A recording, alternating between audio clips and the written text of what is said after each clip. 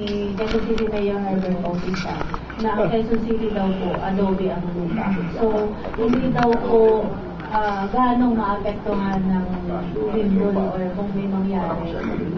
Kaysa sa ibang lugar sa Metro Manila. Any reaction, sir? Tama naman po yun. Kung titingnan natin ang Metro Manila, nabanggit yung reclamation, pero marami din pong lupa reclaimed ng ilog. Yung ilog, saka reclaim niya yung mga coastal cities, reclaim ng tao, yung pareho lang po yun, parang malambot lahat yun. Walang ilog. So, lahat ng pinatungan ng mga buhangin, putik ng ilog, inyong binabaha, siyempre malambot ang lupa. So, ganun din sa Marikina Valley. Kasi dumadaan yung Marikina River. Yung dito sa Quezon City, papuntang south, like Mandaluyong, Makati, Muntinlupa, Las Piñas, and even sa ilalim ng Marikina Valley at sa ilalim ng coastal cities ng Metro Manila, adobe po yan lahat. Kaya lang yung adobe niyan, napatungan sa Manila Bay ng mga buhangin dahil sa Pasig River. At yung Marikina Valley, dati karugtong yan, nakapantay lang yan ng Quezon City, bumagsak yan dahil sa pot sa gilid, bumagsak, ay napatungan ng buhangin ng Marikina. Pareho lang po yan. Totoo po na mas maganda ang magtayo sa adobe. So, pagdating po naman sa pananalanta ng lindol, hindi lang yan sa tigas ng bato. Matibay ba ang bahay mo? Dinisenyo ba yan ng tama? At gumamit ka ba ng tamang hollow block sa kabakal? Kapag trabaho ba ay maayos, hindi shortcut?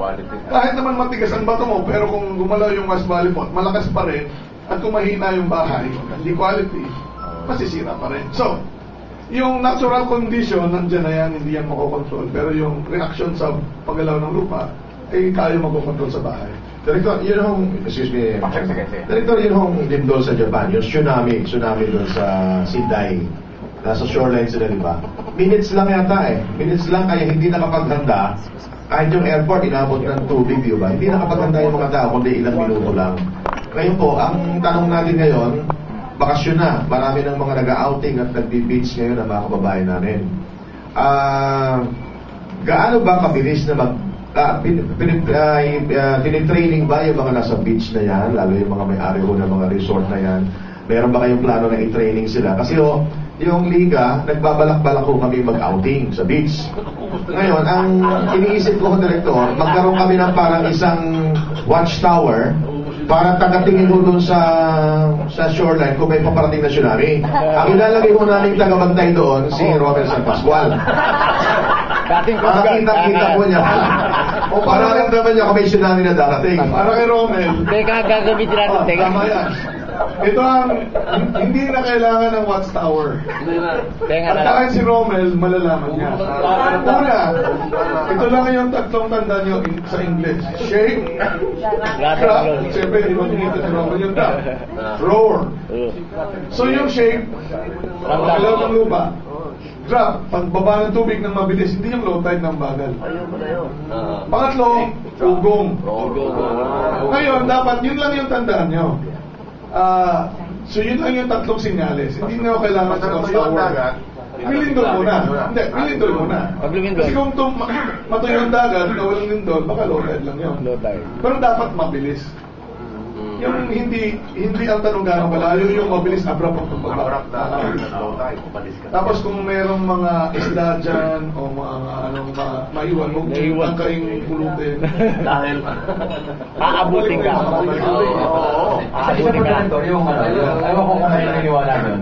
Pag yun daw mga alagang hayop, parang lumapakali o nag-iingay, something wrong. Ito ba yan? Alam mo, may maalaga kang pitbull na dati kaya lang kaya tulog, pero biglang nagtatahol dyan hindi maintindihan. Lahat na alaga mong hayop, dumaan lang sila parang may mga ginagawang kakaiba. Ito ba yun? Posible na makakaroon ng unusual animal behavior. Pero kadalasan po ay very short lead time yan or right there. And nababanggit lang yan ng tao after the earthquake. So, sa tsunami, kunyari, may kwento na yung mga elepante sa Thailand ay lumayo sa dagat. Ay totoo po yun kasi narinig nila yung ugong. Malaki ang tenga. Pero maririnig din dapat ng tao yun. Hindi lang elepante. Gani, kailangan may elepante. Sa Japan po, Sa sa Japan natin. po, high-tech ang Japan, wala silang proper training. Yun po yung sinasabi ko. Minsan may limitation yung warning. Nakapagbigay sila ng warning. Kaya lang yung lead time ng lindol sa yung posibleng tsunami ay kailangan yung tao ay prepared. Prepared sila.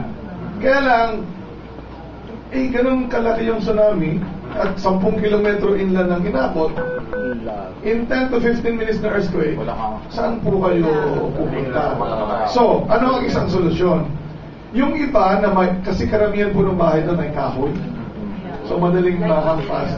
So, yung ibang building na konkreto, naging evacuation. So, posible po, sa talagang patag na lugar, dapat may vertical evacuation. So, yun po yung isang sinasabi natin. Huwag lang mag-rely ng inland, pwedeng mag-vertical evacuation. Ako kasi, puro na mga nakatawag nila rong araw. Kaya nila pakinggan yung ugong sa dagat. Puro mga nakuha ko kasi mga... Huwag kayo maglagay. Meron lang isi-share si Cobb.